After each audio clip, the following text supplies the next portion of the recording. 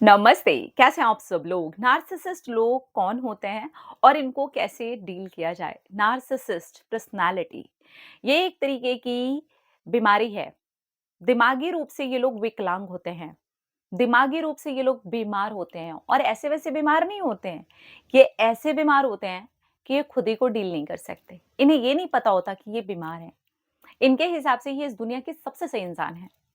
इन्होंने जो बोल दिया वो सही है, वही पत्थर की लकीर है, वही ऊपर वाले ने कही है। और इनके हिसाब से ये खुद ही पता नहीं क्या है और इनके हिसाब से सामने वाले की कोई औकात ही नहीं है। सामने वाला हमेशा गलत है। सामने वाला इनके आगे कुछ नहीं है। सामने वाले की कोई वैल्यू नहीं है। ये हर एक तरीका आज़मा लेते हैं सामने वाले को नीचा दिखाने का, छोटा दिखाने का। और ऐसे लोग हमारी फैमिलीज़ में भी होते हैं, हमारे आस-पास होते हैं। और जब हमारी लाइफ में ऐसे लोग आते हैं तो लाइफ पूरी तरीके से खराब होती है। खराब कर देते हैं ये लोग, क्योंकि हमें ना डील करना नहीं आता। हमें ये नहीं समझ में आता कि अब हम करें क्या? और ये लोग बहुत स्मार्ट होते हैं। जब तक आपको डील करना नहीं आ रहा, तब तक ये आपको अपनी पर्सनैलिटी का हिस्सा बताएँगे भी नहीं, जताएँगे भी नहीं, दिखाएँगे भी नहीं। उसके पीछे भी दुःख की एक बात है कि इनको खुद भी नहीं पता होता। पर दे आर वेरी स्मार्ट, क्योंकि इनको प्ले करना आता है, इनको वो गेम्स खेलनी आती हैं। आपको किस तरीके से डाउन फील करवाना है, आपको किस तरीके से बुरा लगवाना है, आपके ऊपर कैसे हुक्म चलाना है और वो ही कैसे सही हैं, आपको इस चीज़ को लेकर के कैसे झुकाना है कि आप हर बार ही गलत हैं, इनको बहुत अच्छे से आता है। तो इन्हें ना डील करना हमें इनसे भी ज़्यादा अच्छे से अगर आ जाएगा ना, तो फिर ऐसे लोगों को हम पहचान भी सकते हैं और डील करके, समझ करके अपनी लाइफ को बेहतर भी बना सकते हैं। तो पहले तो आप ये समझ लीजिए कि ये लोग दिमागी रूप से विकलांग लोग होते हैं, बीमार लोग होते हैं। तो जितना ज़्यादा बेहतर हो, अपने लिए कुछ चीज़ों को तय करना बहुत ज़रूरी है। तय कीजिए कि कौन-सी चीज़ें हैं जो आप नहीं ही करने वाले हो। कौन-सी ऐसी चीज़ें हैं जो आप नहीं मानने वाले हो? कौन-सी ऐसी चीज़ें हैं जिसके ऊपर आप बहुत स्ट्रिक्टली ये बोल सकते हो कि नो मीन्स नो और ये आपको करना पड़ेगा। क्योंकि ऐसे में क्या होता है, नार्सिसिस्ट लोगों का ना ईगो भी ना हम लोग, क्योंकि हम लोगों को समझ में नहीं आता है ना, बहुत टाइम लग जाता है ऐसे लोगों को समझने में भी। क्योंकि मैंने जैसा कि कहा ना, they are playing very smart, तो हमें समझ में नहीं आता है। तो ऐसे में क्या होता है, जैसे-जैसे आपको धीरे-धीरे करके समझ आ रहा है ना, ये इंसान वैसा है, इस इंसान की ईगो को फीड करना बंद कीजिए और अब कुछ बाउंड्रीज़ हैं, उन्हें सेट करना शुरू कर दीजिए। और समझ जाइए कहाँ पर आपको नो बोलना है और बहुत स्ट्रिक्टली बोलना है। ऐसे नहीं कि कल को इसने फिर कोई दूसरा गेम खेला और आप पिघल जाएँगे, नहीं, क्योंकि इनको पता है कि कैसे खेलना है आपके साथ में। तो आपको ये पता होना चाहिए कि आपको अपने साथ कितना खिलवाना है। इसलिए वहाँ पर थोड़ा-सा समझदारी से कि ये चीज़ें तो नहीं होंगी, ये चीज़ को ऐसे नहीं माना जाएगा और I am really very sorry, मैं नहीं मानने वाली, मैं नहीं मानने वाला। आपको जो करना है कर लो, मैं नहीं मानने वाला। अगर ये चीज़ आपके हिसाब से ऐसे खराब हो रही है तो होने दो, मुझे कोई मतलब नहीं है।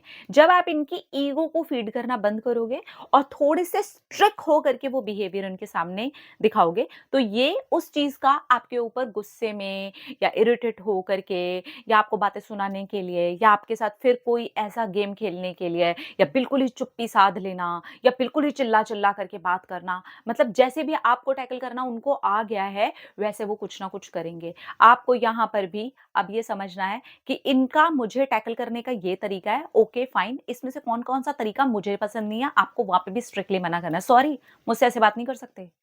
मुझसे अगर नेक्स्ट टाइम से ऐसे बात करी ना, तो फिर मैं ये कर लेने वाली हूँ। मैं ये कदम उठाने वाला हूँ और स्ट्रिक्टली हो करके प्लीज़ देखिए, समझिए, यहाँ पे स्ट्रिक्ट रहना आपका बहुत ज़रूरी है, क्योंकि आपने इस इंसान की ईगो को इतना फ़ीड कर दिया है, इसकी पर्सनैलिटी को ये बता दिया है कि आप ये मेरे साथ कर सकते हो। तो आपको भी यहाँ पर समझना है कि अब भैया स्ट्रिक्टली है, कुछ रूल्स को मुझे फ़ॉलो करना पड़ेगा। तो अगर आपने इस तरीके का बिहेव मेरे साथ किया, आपने पलट करके मुझे ये जवाब दिया, आपने पलट करके गाली-गलौच करी, आपने पलट करके गुस्सा किया, आपने पलट करके अचानक से चुप्पी साध ली, आप मेरे साथ अचानक से कोई इमोशनल गेम खेलने लग गए हो, ये बर्दाश्त नहीं किया जाएगा मेरे द्वारा। शुरू में दिक्कत होने वाली है, आपकी तरफ से भी होने वाली है और उनकी तरफ से आपको ज़्यादा होने वाली है, क्योंकि वो बहुत टाइम से ये सीख चुके हैं कि आपको कैसे कंट्रोल करना है। तो यहाँ पर अब आपको यहाँ पर मजबूत होने की ज़रूरत है और कुछ चीज़ें आप खुद के लिए ठान लो कि आपको करनी है। इन लोगों का ईगो फीड नहीं करना है।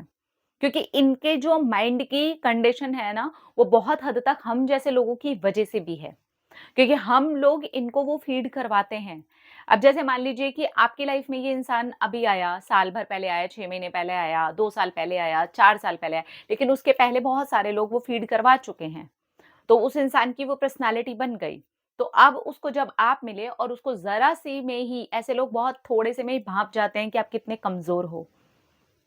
पुश एंड पुल इनको खेलना बहुत अच्छे से आता है। ऑन एंड ऑफ इनको खेलना बहुत अच्छे से आता है। चुप्पी कहाँ कैसे साध करके आपके ऊपर इमोशनल अत्याचार करना है, वो इनको अच्छे से आता है। कहाँ पर किस लेवल पर कौन-सा गुस्सा करना है कि आप कंट्रोल में आ जाओ, वो इन्हें बहुत अच्छे से आता है। और ये याद रखिएगा ये लोग सही होते हैं, इनके हिसाब से।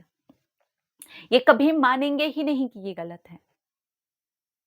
तो यहाँ पर कुछ चीज़ों को सेट करना और सेट करके फिर आगे बढ़ना, ये बहुत ज़्यादा ज़रूरी है। ये आपके लिए बहुत ज़्यादा ज़रूरी है। अगर पहली चीज़ तो देखिए कोशिश कीजिए कि ऐसे लोगों के साथ में रह कर के ना अपनी ही मेंटल कंडीशन बहुत खराब हो जाती है। लोग अपनी हेल्थ खराब कर लेते हैं, अपने आप को मेंटली पूरी तरीके से बीमार कर लेते हैं। तो अगर तो ऐसा रिश्ता है कि आप इससे दूर जा सकते हैं, छोड़ सकते हैं, खत्म कर सकते हैं, उससे बेटर कोई ऑप्शन ही नहीं है। ठीक है? लेकिन नहीं, आप ये चाहते हैं कि नहीं, मुझे ऑप्शन नहीं है मेरे पास में, मुझे यहीं रहना है। बहुत सारे रीज़न होते हैं।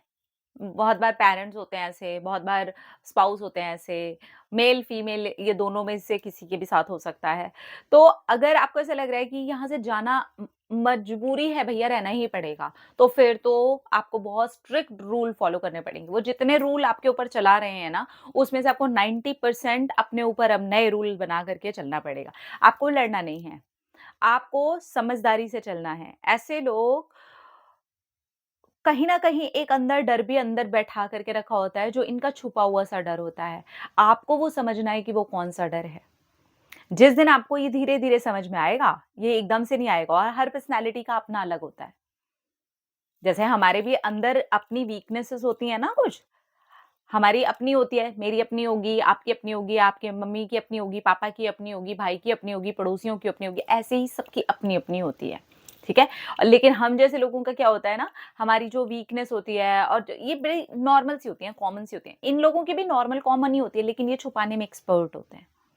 तो आपको ये थोड़ा-सा समझना है कि अगर आपने थोड़े से वीक पॉइंट को समझ लिया है, थोड़ा-सा आप भी समझदारी से चल रहे हो, बाउंड्रीज़ को सेट करके चल रहे हो, अपनी सेल्फ रिस्पेक्ट पे ज़्यादा बात नहीं आने देना है, इनकी ईगो को फीड नहीं करना है, आप देखोगे आपकी लाइफ बेहतर होनी स्टार्ट हो गई।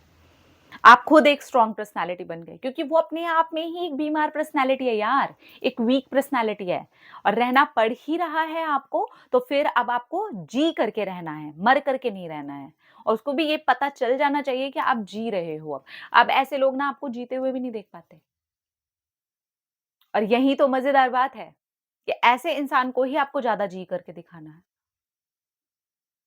ये थोड़ा स्ट्रॉन्ग माइंडसेट का काम है।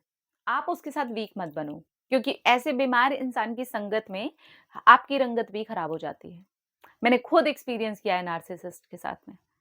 मुझे लगता है कि अगर आप ऐसे इंसान के साथ में हो, तो ये इंसान आपको भी वीक बना देगा। लेकिन यहीं पर ही एक मौका हमारे पास होता है कि मुझे वीक बनना है या मुझे स्ट्रॉन्ग बनना है। जितना ज़्यादा आप स्ट्रॉन्ग जाओगे, उतना देखिए आप उसकी पर्सनैलिटी को तो चेंज करो ना करो, पर आपकी पर्सनैलिटी ज़रूर चेंज हो जाएगी। आपका जीवन ज़रूर चेंज हो जाएगा। आप खुद बदलने लगोगे। आपके अंदर वो मजबूती आने लगेगी। आपको समझ में आ जाएगा कि आपको अपनी लाइफ़ को कहाँ लेकर के जाना है। और रही बात कर्मा की, वो तो ज़रूर आता है। और जब ऐसे लोगों के पास पलट करके आता है ना, तो ये ना घर के रहते हैं, ना घाट के रहते हैं। समय आता है, लेकिन जब तक समय आएगा, तब तक आप अपना जीवन बर्बाद मत कीजिए। जब तक समय आएगा, तब तक आप अपने आप को प्रोटेक्ट कीजिए। अपने लिए स्टैंड लेना शुरू कीजिए। अपने लिए बात करनी शुरू कीजिए। अपने सेल्फ रिस्पेक्ट के ऊपर बात करनी शुरू कीजिए। ये माने या ना माने, आपको अपनी चीज़ों के ऊपर अब समझदारी से चलना बहुत ज़्यादा ज़रूरी हो जाता है। तो अगर ऐसी कोई पर्सनैलिटी है आपके साथ में भी, तो अगर तो ऐसा है कि दूर हो सकते हो, तो वेल एंड गुड। नहीं हो सकते हो, तो मैंने जितनी चीज़ें बताई हैं, उसके ऊपर आप काम कीजिए, आपको डेफ़िनेटली हेल्प मिलेगी। क्योंकि ऐसी पर्सनैलिटीज़ हमारी कंडीशन खराब करती हैं, हमारे जीवन को बर्बाद कर रही होती हैं। तो हम ये अधिकार किसी को नहीं दे सकते हैं। अगर हमारा उनके साथ रहना मजबूरी भी हो गया है, तो भी उनको ये अधिकार नहीं होना चाहिए कि वो आपका जीवन बर्बाद करें, क्योंकि ये आपका जीवन है और ये आपके हाथ में है। और जब आप ये कमांड अपने हाथ में ले लेंगे, तो ऐसे लोगों का जो अंदर वाला भ्रम होता है ना, और वो जो अंदर का मैंने बताया ना एक सीक्रेट होता है, छुपा हुआ सा होता है, वो भी टूटना शुरू होता है और वो निकल कर के बाहर आना शुरू होता है। बहुत सारी ऐसी पर्सनैलिटीज़ बाद में पछताती हैं, क्योंकि उनको समझ में नहीं आता कि वो क्या करें, क्योंकि उनको पता ही नहीं था कि वो बीमार हैं। लेकिन उनकी बीमारी के साथ हम बीमार हो जाएँ, ये भी तो सही नहीं है ना? तो यहाँ पर समझदारी से काम लेना बहुत ज़्यादा ज़रूरी होता है। सो बी केयरफुल।